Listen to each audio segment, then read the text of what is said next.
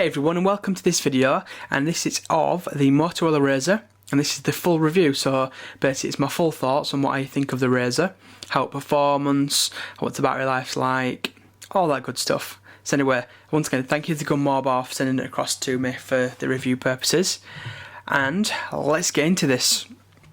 So as we all know, it's running a 1.2 GHz dual core processor with 1 GB of RAM. It has an internal battery, so the battery you can't take the battery out of it, and that's 1700 milliamps.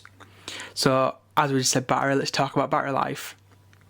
To say the phone's so thin, and obviously a lot of the specifications, the battery life on this phone has actually been very impressive.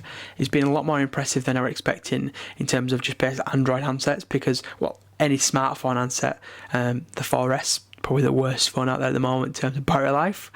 So yeah, so smartphones, as we all know, you probably get literally like a day out of them if you're lucky. Some of them better than others. I'm lucky, and I normally get a pretty decent battery life with pretty average usage. This phone, I use it as my daily driver for 3 days in a row. And I must say, I got literally nearly 2 full days out of it. Now, granted, that was with Wi-Fi turned off, just using the 3G. And then when I did turn Wi-Fi on, I turned 3G off, which basically I've started doing with all my phones now. So yeah, I got 2 solid days out of it. So, I said 2 solid, it was, literally two days out of the phone, which to me is pretty impressive to say how thin the phone is, to the specifications it's got. As we all know, it's got a Super AMOLED advanced screen. So we'll just clear that off there. And again, it's like the QHD display. So it's not the the highest resolution out there, but it's higher than a lot of them. Now, the one main thing I was worried about when I got this phone was the screen, because I'd read reviews on all the big websites, on your Engadgets, on Verge, etc. And they're all slating the screen, saying that it's very poor. The Pentel Matrix, it just makes it look rubbish. And I must say, it's not as sharp as some of them out there, and it's probably not as sharp as a Super AMOLED Plus display. As an example, the Galaxy S2, even though it's got higher resolution. Now we'll show you what I mean by that. So we'll just go to my website, load up my website, and I'll see if I can show you what I mean by this. Hopefully it's going to show off on camera. Don't get me wrong, the screen is very nice. It's just that once you've tested other screens and you've gone higher resolution and a different kind of matrix altogether, it just doesn't look as sharp as you would normally expect. So obviously it's taken to my mobile version of the site, and obviously we'll show you what the browser performance is like while we're in this. Just wait for it to load the main one. Sorry about the actual speed at the moment. It's nothing to do with the phone itself. It's just that my internet's gone down at home, so I'm using another phone as a Wi-Fi hotspot, just for the fact that I have not got a SIM card that can go in this one at the same time. So here's the website. So as you can see, it renders at a decent speed. Even on Wi-Fi, it renders at a very pretty decent speed. Nothing spectacular, nothing out of this world, but it does a very good job. Now the page now is fully loaded, so we'll just show you the pinch to zoom implementation.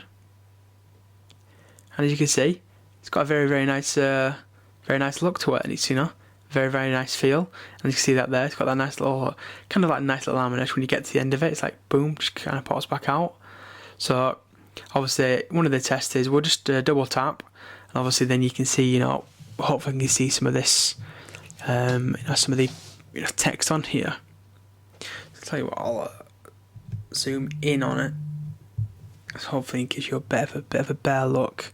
So obviously if you're going to read it at your normal kind of like normal kind of distance, let's say, this is what it's going to look like.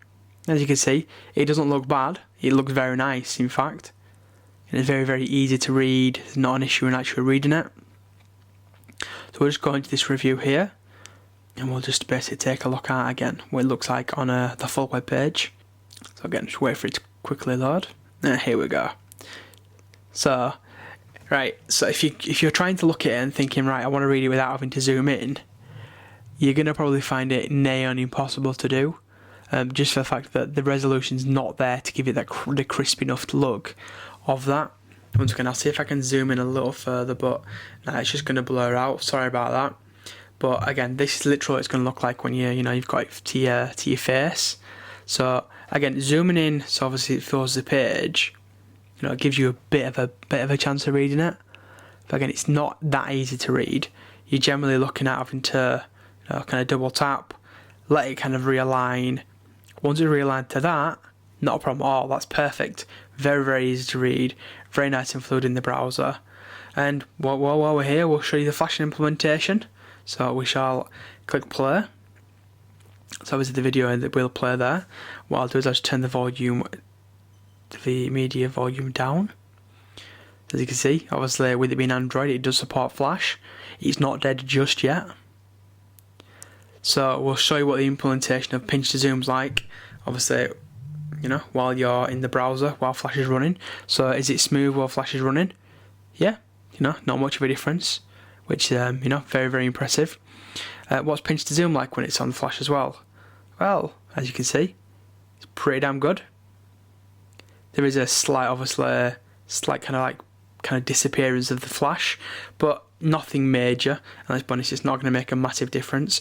If you double tap the actual flash itself, it then takes it into full screen, which obviously you can then go, yeah, actually, you know, I want to play that. So just kind of my bad. So that's just a flashing implementation. It's hard to show you what flash is like on a full-time basis, but that's what it looks like obviously on my website, on your YouTube video, and it works very well. Not an issue there at all. It does have the grunt to deal with that. As you saw there, it, you know, does go into landscape, and it's got a pretty nice kind of animation. And obviously once you're in landscape, obviously you can do your pinch to zoom in as well. But again, that's enough for the browser. Hopefully it shows you, you know, just what the screen looks like and what the browser performance is like. If you're holding your phone like that, it's, you know, I guess you can kind of read it. But again, it's not the easiest in the world. Again, double tapping will give you that. And that's now the easiest thing to read, you know, not an issue at all to read now. So I'm very impressed by the screen. It's been a lot better than what those major websites have kind of, you know, slated it for. It's actually a hell of a lot better than they've given it credit for.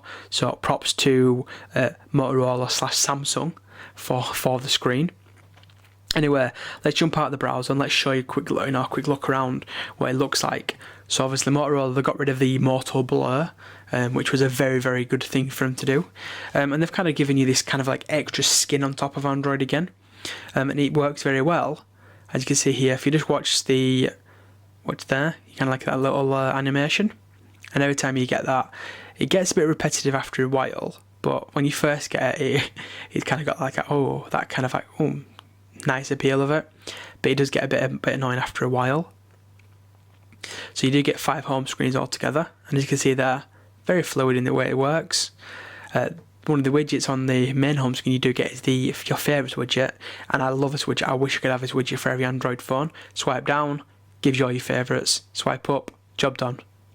That there, I absolutely love that widget. It is absolutely fantastic. I hope somebody can possibly take that from this phone. Anyway, we digress.